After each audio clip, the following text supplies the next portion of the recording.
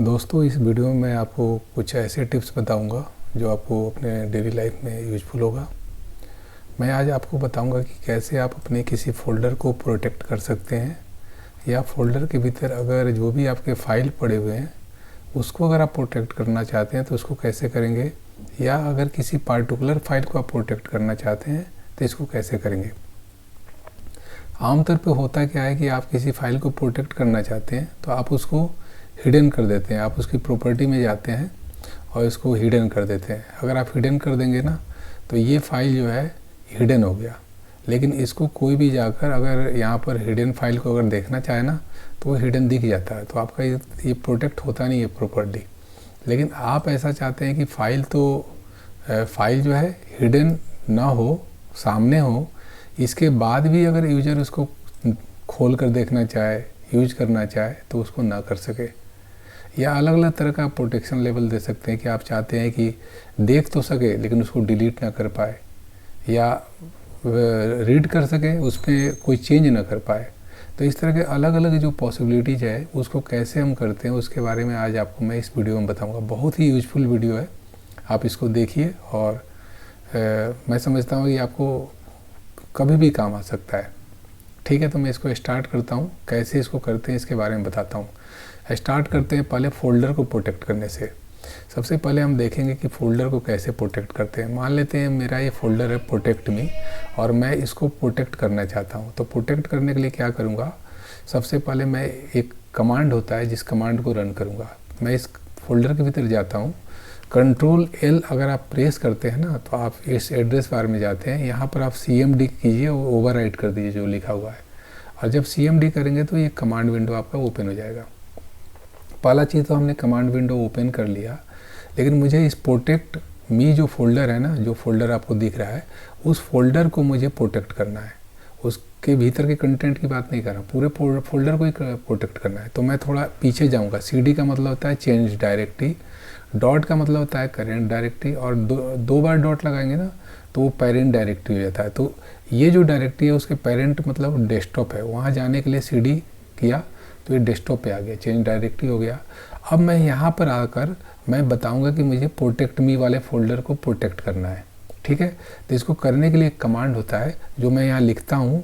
आप lower case में लिखे अपर केस में लिखे उससे कोई फ़र्क नहीं पड़ता। मैं इसको अपर केस में लिख रहा हूँ जिससे कि आपकी विजिबिलिटी अच्छी हो।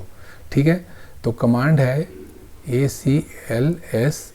ठीक है, और जो फोल्डर का नाम है ना उसको भी लोअर अपर में लिख सकते हैं। ठीक है, मैंने लिख दिया प्रोटेक्ट मी। अगर फोल्डर के बीच में स्पेस हो तो डबल कोटेशन के बीच में उस नाम को लिखेंगे। ठीक है, इसके बाद करना क्या है कि आपको अगर अपने प्रोटेक्ट करना है ना तो स्लैश करके P लिखिए। P लिखने के बाद क्या कीजिए कि आप ये चाहते हैं कि ये फोल्डर कोई नहीं देख सके, मतलब देख तो सके, यूज ना कर सके। तो आप यहाँ लिखेंगे EVERY everyone, और इसको कोई नहीं देख सके तो इसके लिए एक N लिखेंगे। N का मतलब है नॉट एनीवन। तो ये करने के बाद अगर आप इसको एंटर दबाएंगे तो देखिए क्या होता है। मैं थोड़ा सा इसको ऊपर कर देता हूँ स्क्रीन पे बिल्कुल मिडिल में, और देखिए जब मैं इसको एंटर दबाऊंगा तो ये पूछ रहा है कि रियली क्या आप इसको सभी के लिए जो है नो करना चाहते हैं, मतलब किसी को ये अलाउ नहीं कर रहे हैं कि इसको देख सके। तो यस कर देता हूँ, और जब मैं इसको एंटर करूँगा ना तो ये प्रोसेस कर दिया आपको।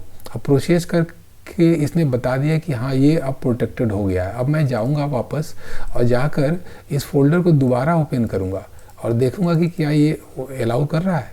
तो आप देखिए कि ये क्या कर रहा है। आप फोल्डर के भीतर जो कंटेंट है ना उसको भी नहीं देख रहे हैं, फोल्डर के कंटेंट को भी नहीं देख रहे हैं, आप ध्यान दीजिए, और आपका ये फोल्डर प्रोटेक्टेड हो गया।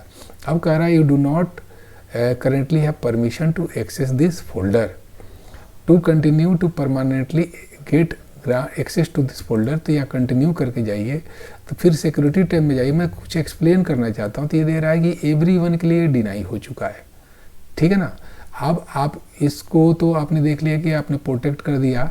अब इसको अनप्रोटेक्ट मतलब कि आप चाहते हैं कि बाद में इसको यूज करना, तो कैसे करेंगे उसके लिए भी मैं आपको कमांड बताऊँगा। ठीक है ना, लेकिन तो इस यहाँ हमें जाना है ना, तो यहाँ तो अभी ओपन ही नहीं कर रहा था, यहाँ एड्रेस बार में जा नहीं सकते हैं। तो मैं ऐसा करता हूँ कि एक दूसरा फोल्डर के भीतर जाकर यहाँ CMD को फिर से ओपन करता हूँ।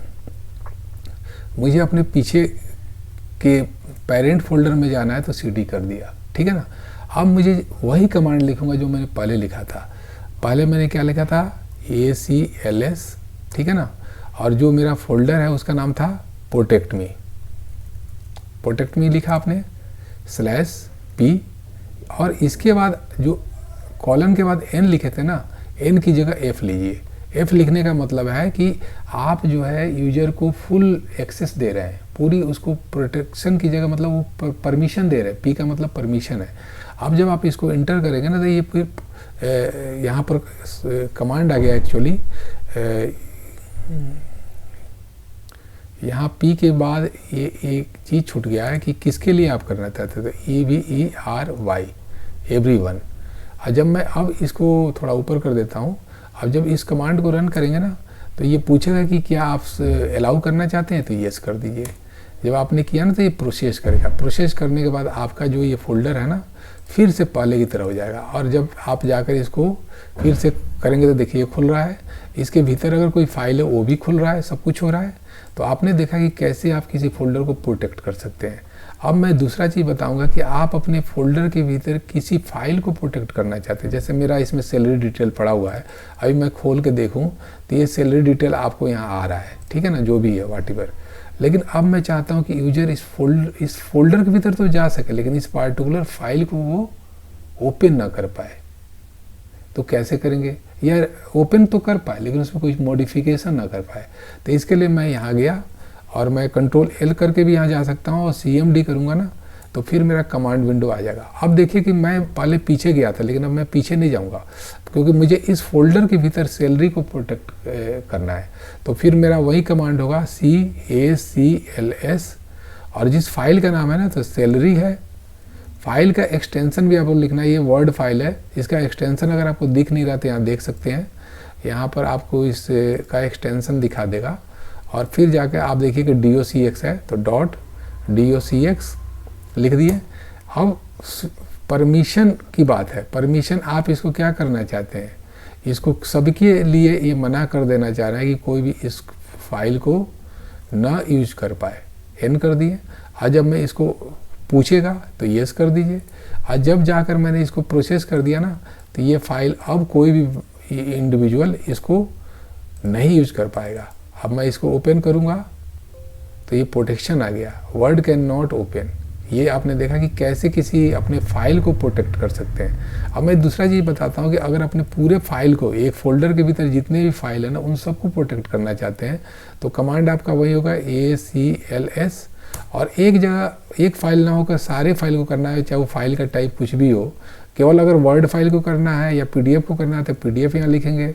अगर वर्ड फाइल को करना है तो DOCX लिखेंगे। लेकिन मुझे तो सभी तरह के फाइल के लिए करना है तो स्टार लगा देंगे। तो ये बता रहा है कि आपको ये प्रोटेक्ट करेगा सभी तरह के फाइल जो प्रोटेक्ट मी फोल्डर के भीतर पड़े हुए हैं। अब प्रोटेक्ट करने का रूल क्या है, /P करना है, और /P करने के बाद क्या करना है, सभी के लिए करना है, एवरीवन करके कॉलन लगाना है और N लिख देना है। मतलब no one has the permission to access all the files which are inside the protect me folder. अब प्रोटेक्ट मी फोल्डर के भीतर जितने भी फाइल्स पड़े हैं वो उसको कोई भी उसको एक्सेस नहीं कर सकता है। जब मैं ऐसा करूँगा तो पूछेगा कि आप ऐसा करना चाहते हो, मैंने ऐसा कर दिया। तो आप देखिए कि अगर मैं फिर दोबारा जाकर अगर मैं इसको ओपन करना चाहूँ ना, तो ये इसको भी मना कर रहा है, इसको भी मना कर रहा है, ठीक है ना। यहाँ तक कि मैं आपको ये बताऊं कि अगर इसके भीतर मैं कोई नया फाइल ले जाकर रख दूं, छोटा सा फाइल साइज का होना चाहिए, ज़्यादा अच्छा रहेगा। मैं एक छोटा सा फाइल रख रहा हूँ क्योंकि वो बहुत लेंथी फाइल है। अगर मैं इसके भीतर डाल दिया ना, अब मैं इसको खोलूँगा तो इसको नहीं करेगा, क्योंकि जब मैंने उस समय जब परमिशन दिया था तो इन्हीं दोनों पर वो परमिशन पर प्रोटेक्शन का एट्रीब्यूट उस पर सेट हुआ था। तो ये चीज़ आपने समझा कि आप कैसे अपने किसी फोल्डर को प्रोटेक्ट कर सकते हैं, कैसे किसी अपने फाइल को प्रोटेक्ट कर सकते हैं। अब लास्ट चीज़ मैं आपको बताना चाहूँगा कि अब अनप्रोटेक्ट कैसे करेंगे। अनप्रोटेक्ट करना है ना, तो इसी तरह जाइए CMD में, और अनप्रोटेक्ट करने के लिए CACLS कमांड लिखिए। सारे फाइल को आपको अनप्रोटेक्ट करना है तो /P और सभी के लिए everyone और :F। जब आपसे पूछेगा कि सभी के लिए अनप्रोटेक्ट करना चाहते हैं, आपने अनप्रोटेक्ट कर दिया। अब जाकर अगर आप खोलेंगे ना तो ये फाइल आपको आराम से खुलेगा सैलरी का भी, और ये फाइल भी आपको आराम से खुलेगा सैलरी। अब लेकिन अगर हम पीछे जाएँ फोल्डर को, तो फोल्डर भी डिलीट करना चाहें, देखिए ये फोल्डर डिलीट हो रहा है, लेकिन मैं आपको चाह रहा हूँ कि ये फोल्डर डिलीट नहीं हो। तो उसके लिए हमको वही करना होगा जो मैंने आपको बताया है पहले, मैं उसको बताऊंगा कैसे आप करेंगे। आपका फोल्डर भी डिलीट नहीं होगा जब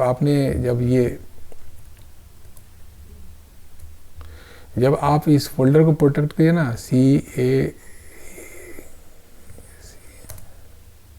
फोल्डर का नाम है प्रोटेक्ट मी। अब इस फोल्डर को आपने परमिशन क्या दिया कि एवरीवन, और डिनाई सबके लिए कर दिया ना, एन कर दिया, यस कर दिया। तो आप अगर जाकर इस फोल्डर को डिलीट करेंगे तो ये फोल्डर डिलीट भी नहीं होगा, देखिए आपको डिलीट नहीं करने देगा। तो इस तरीके से आपने लर्न किया कि ये कैसे हो रहा है सारा काम। अब मैं आपको बताऊंगा इसका लॉजिक क्या है, बिहाइंड द सीन ये हो क्या रहा है। इसके लिए आपको बस कमांड विंडो अपना खोलना है, और जो कमांड में लिख रहा था ना ACLS, इसके आगे स्विच लगा कर क्वेश्चन मार्क लगा दीजिए। एक्चुअली ये क्या है ना, ये कमांड है ACL का मतलब होता है एक्सेस कंट्रोल लिस्ट, ये होता है हमारा कंट्रोल लिस्ट। अब उसकी पूरी डिटेल आपको यहाँ पर आ रहा है। ऐसे तो अभी ये पुराना डिप्रिकेटेड हो चुका है, इससे बेटर कमांड आ चुका है, लेकिन ये पहले बहुत यूज किया गया है।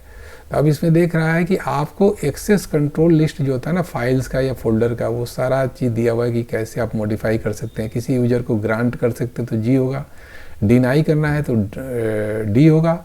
मैंने अभी पार्टिकुलरली जो है पी वाला यूज किया था, आप इसमें एन लगा रहे थे तो no one has the permission.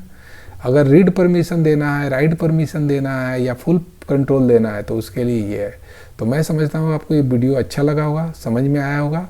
आप इसको अपने रियल लाइफ में कभी भी यूज कर सकते हैं, और वेरी यूजफुल कमांड। अगर आपको ये वीडियो अच्छा लगा तो मैं कहूँगा आप मेरे चैनल को सब्सक्राइब कीजिए। आगे भी इस तरह के और भी वीडियो मैं लाऊंगा जो सभी के लिए यूजफुल होगा, not only for the technical गाय, जो नॉन टेक्निकल है उनके लिए भी बहुत सारे ऐसे वीडियो लाऊंगा। एक्सेल का भी वीडियो लाऊंगा, VBA का भी वीडियो लाऊंगा, ASP.NET, ASP.NET Core, ASP.NET MVC, और भी अलग अलग तरह के जावा स्क्रिप्ट और CSS सभी के मैं लाऊंगा। तो मैं रिक्वेस्ट करता हूँ आप लोग इस वीडियो को लाइक कीजिए और चैनल को भी सब्सक्राइब कीजिए। Thank you for watching.